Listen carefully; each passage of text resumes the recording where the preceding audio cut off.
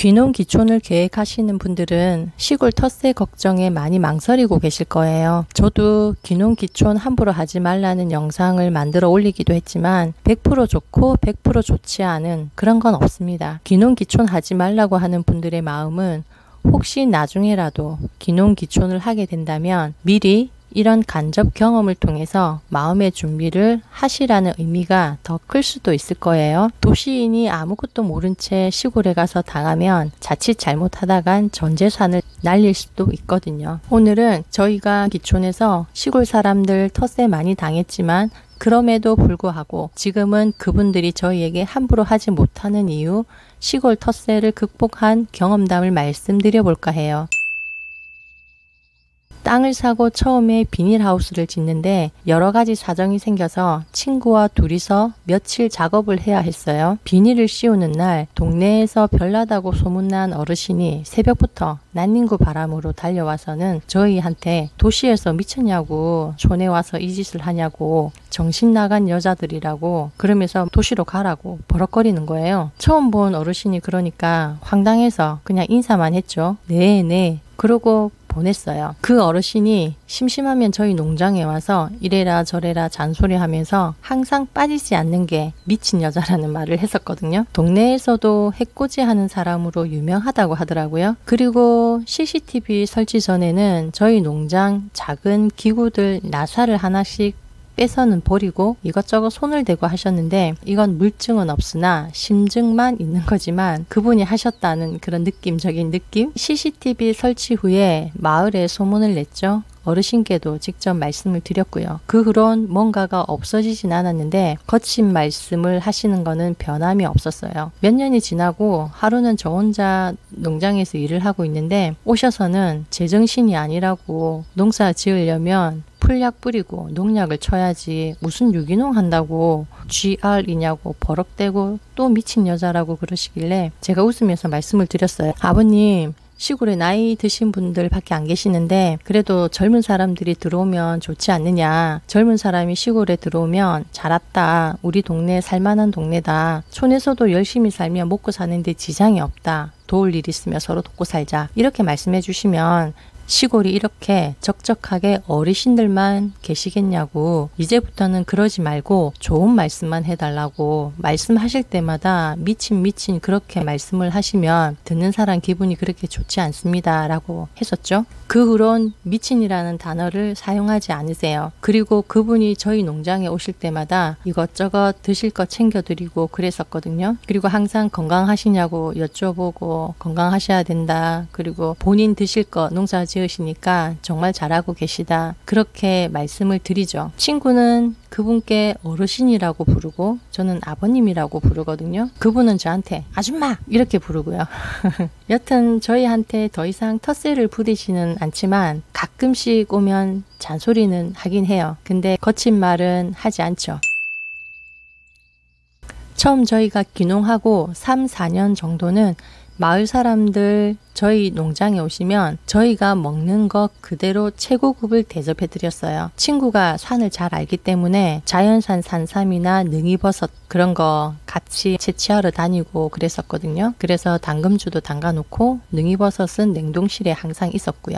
시골에 살아도 능이버섯 한번 못 드신 분들이 많으세요. 능이버섯이 비싸잖아요. 능이버섯 백숙 끓이고 산삼주 풀고 고급 회에 당신들 돈 쓰고는 드시지 못할 음식들을 대접을 했어요. 저는 그런 거 별로 안 좋아하는데 친구가 그런 걸 좋아해서 시골 사람들 입맛과 맞아 떨어진 거죠. 마을 발전 기금을 따로 내지는 않았지만 그런 식으로 절대 섭섭하지 않게 대접을 했고요. 1년에 한 번은 동네 사람들 농번기 전에 여행을 가시는데 찬조금을 약소하게 드렸고요. 이건 형식적이지만 했었어요. 동네에서 저희 농장에 오셔서 못 얻어 드셨다는 분이 2분이 계신데 저희 농장에 꼭 오셔가지고 얻어먹는 게 소원이라고 하시더라고요. 다음에 시간 날 때 대접하겠다고 말씀드렸답니다. 동네 사람들께는 무조건 내가 가진 것 중에 최고를 드리는 게 좋다고 생각을 해요. 그러면 그분들도 그걸 알기 때문에 대접받는다는 생각을 하거든요. 그러니까 없어 보이지가 않잖아요. 그래서 함부로 대하지 못하는 그런 것도 있는 것 같아요. 저희 농장 옆에 농사를 500평 정도 짓는 동네 이모님이 계신데 그분이 올라와서 일할 때는 항상 더운 시기거든요. 외국인 노동자를 데리고 올 때도 있지만 동네 어머님을 모시고 와서 일을 하는 경우가 많은데 그럴 때마다 제가 농장에 있을 때는 더운데 쓰러지지 말라고 식염 포도당을 들고 가서 드시게 합니다. 땡볕에서 일하면 시원한 게 또 땡기잖아요. 얼음 갈아서 이온 음료 같은 거 넣어서 갖다 드리면 엄청 고마워하세요. 일하러 오셨던 어머님이 동네 내려가서는 자기 농장 일을 한 것도 아닌데 대접받고 내려왔다고 소문을 또 내주시거든요. 그래서 좋은 사람들로 인식이 되어버리는 거예요. 사실 소문 내달라고 그런 게 아니라 저도 농사를 지으니까 힘든 거 잘 알아서 나이가 많은데도 불구하고 일을 하시는 게 얼마나 고맙습니까? 그런 어머님들이 계셔서 지금 우리가 이렇게 잘 살고 있는 거니까 감사한 마음이 드는 거죠. 그래서 챙겨드린 건데 소문까지 내주시니까 저야 뭐 땡큐죠. 독고 할머니에게 재작년 겨울에 친구가 나무를 한 차에서 내려다 드렸어요. 시골에서는 나무는 정말 필요하잖아요. 저희 농장에 사용할 나무를 하고 나서 아무 대가 없이 장가지가 필요한 할머니께 갖다 드리니까 동네에서 들썩들썩 난리가 난 거죠. 태어나서 이런 경우는 처음이라서 받는 분은 감사하게 받았지만 속이 뒤틀린 사람들은 자기도 해달라고 막 그러는 거예요. 혼자 사는 할머니라 우리 거 하고 나니 시간이 좀 남아서 갖다 드린 것뿐이라고 말씀을 드렸고요. 그럼에도 시골 들어가서 이렇게 통 크게 아무 대가 없이 해준 사람이 없으니 욕을 하고 싶어도 할 수가 없는 상황이 되어버린 거죠. 저는 도시와 시골을 오가며 일을 하기 때문에 사실 동네 사람들과 자주 어울릴 수가 없어요. 새벽부터 어두워질 때까지 저희 밭일을 하다 보면 밤에는 녹초가 되니까 놀 수가 없죠. 친구가 기촌을 했기 때문에 시간적 여유가 많아요. 그래서 동네 어르신들 물건 사시기가 힘드니까 인터넷으로 사달라고 하면 주문해서 사드리고 하는데 친구가 컴으로 주문하고 결제하는 걸 힘들어해서 저에게 검색해서 최저가로 사달라고 부탁을 한단 말이에요. 그러면 제가 또 찾아서 주문을 해드리고 그렇게 몇 달을 했는데 그걸 악용하는 사람들도 있어요. 예를 들면 아무리 최저가를 찾아도 2만 원대 넘는 얼굴에 바르는 밤 있잖아요. 그거를 14,000원에 하던데 이러면서 14,000원에 사달라는 거죠. 그분한테 제가 돈을 줄 테니까 네가 사주세요 그랬습니다. 그리고 그런 심부름 안 해줍니다. 그리고 친구한테도 그런 심부름 더 이상 하지 말라고 그랬어요. 왜냐하면 당신들 자녀분들도 계시잖아요. 자녀분들한테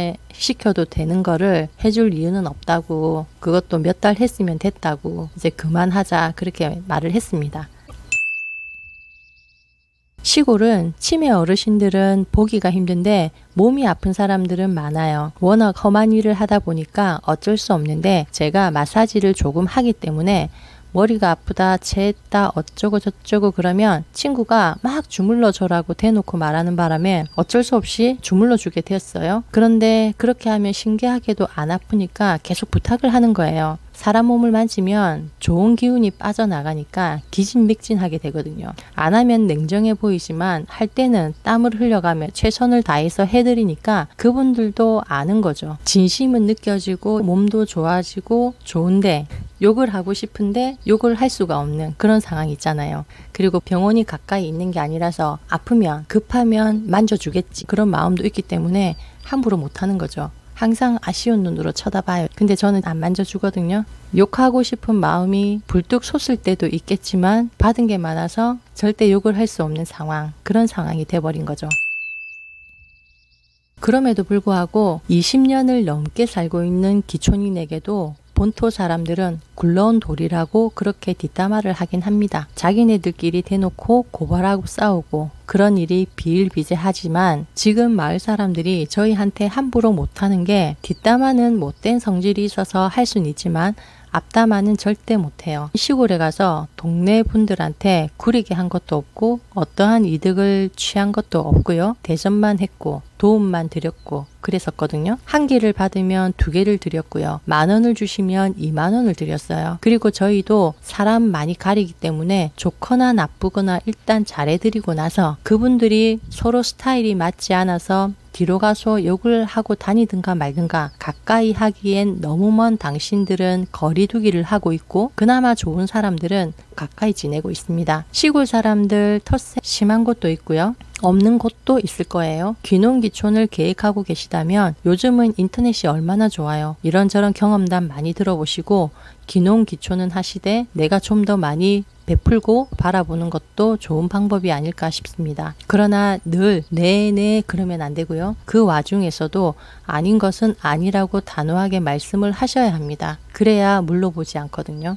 바람과 태양이 나그네 옷을 벗기는 대결을 한 거 그 이야기 아시죠? 바람이 쌩쌩 세찬 바람을 몰아쳐도 나그네는 옷을 벗지 않고 더 꽁꽁 삼했죠. 태양은 내리질수록 더우니까 나그네가 알아서 옷을 벗잖아요. 귀농귀촌이는 어차피 굴러온 돌로 인식이 되는 건 변함이 없으니까 바람보다는 태양이 되는 쪽을 택하는 게 좋지 않을까 싶습니다. 시골은 사람이 적어서 낱낱이 알고 도시는 사람이 많고 폐쇄적 공간이라 모를 뿐이지 어느 곳을 가든 악한 사람도 있고요. 선한 사람도 있기 마련입니다. 구더기 무서워서 장을 안 담글 수는 없으니까 시골 들어갈 계획이 있다면 절대 마을 안으로는 들어가지 마시고 마을이 안 보이는 곳에 자리 잡는 게 좋은 것 같고요. 많이 베풀어 주시고 베풀어도 GR 하는 사람들 많이 계시지만 반갑게 인사만 하고 패스해버리세요. 어차피 그런 분들하고는 친하게 지낼 수가 없습니다. 오늘은 시골 텃세를 저희 스타일대로 극복한 방법들을 말씀드렸는데요.